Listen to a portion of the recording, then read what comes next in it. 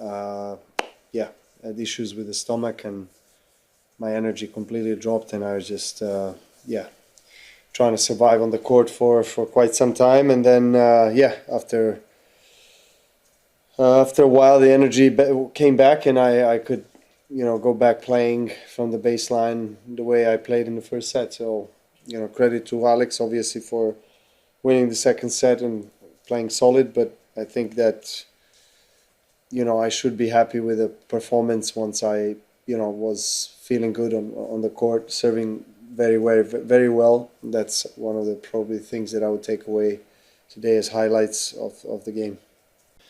I always love playing on grass. I think it's not only that it suits my game, but and I'm not a natural serve and volleyer, but I do like to mix it up, and I think the grass really makes a player be more aggressive with his style. I think that mostly I would probably say that it's a motivating factor to me playing on the grass because I've childhood days and always dreaming to be in Wimbledon and winning it.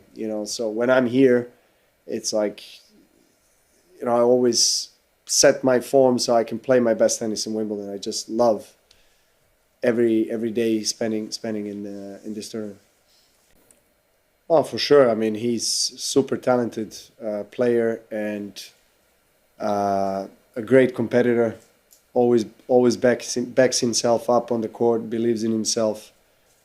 And playing, obviously against the Brit in Britain is it's never easy. Have to be ready for a great battle. And I haven't played him in a long time. I've played him. The only time we played was on clay actually, and he beat me in Monte Carlo. So.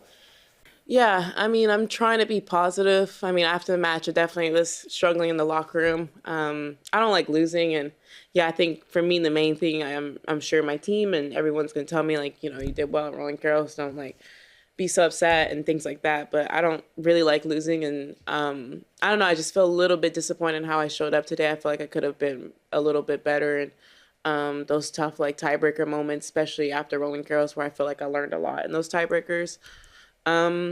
So yeah, I mean, obviously, I'm not gonna dwell on this too long because I want to do well at U.S. Open, and maybe losing here first round, thanks, isn't the worst thing in the world because I have some time to like reset. But yeah, it's definitely sucks. Avril? No. I don't know. I just feel like the surface I maybe could have used more matches, but it's like finding the puzzle. I don't usually like to play the week before, so.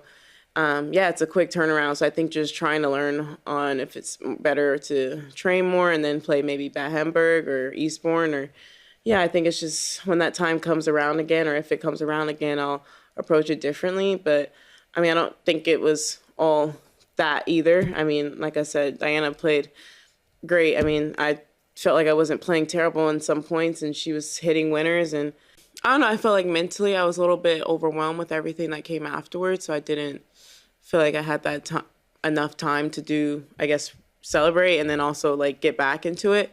But it's the first time in this experience of like coming off a win and having to play Wimbledon, and I definitely learned a lot of what I would and would not do again. I don't know. I have faith that if I can make these adjustments, I can do well here. I really do want to do well here. I'm not someone who wants to write myself off grass this early in my career, but I definitely need to make some changes if I want to be successful here. It's funny. I feel very alone out there at times. I struggle mentally. I've been saying that I've struggled since after the Australian Open. Yeah, just don't know. Trying to find ways to kind of get out of this hole, but I keep kind of finding myself back in it in a way, and yeah, I don't know. I feel, generally speaking, quite alone in life at the moment, which is a feeling that is not very nice. It's not a feeling on a tennis court. It's just a life feeling in general. As I said, I never felt this way before. I don't know. It's difficult to find joy outside a tennis court for me at the moment. It's not an excuse or anything. I think Arthur deserved to win today, and it's nothing that. But it's just something that I felt for the past few months. Tennis-wise,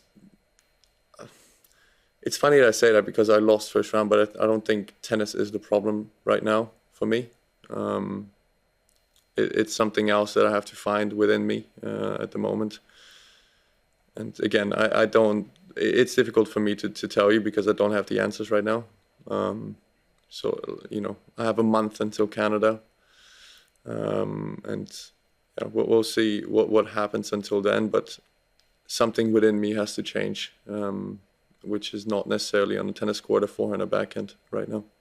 How are you going to address these feelings? Are you going to, I don't know whether you do talk therapy or not or whatever? Maybe for the first time in my life I probably need it. I've been through a lot of difficulties. I've been through a lot of difficulties in the media. I've been through a lot of difficulties in life generally. I've never felt this empty before. Just lacking joy. Just lacking joy in everything that I do. And it's not necessarily about tennis, just lacking joy outside of tennis as well.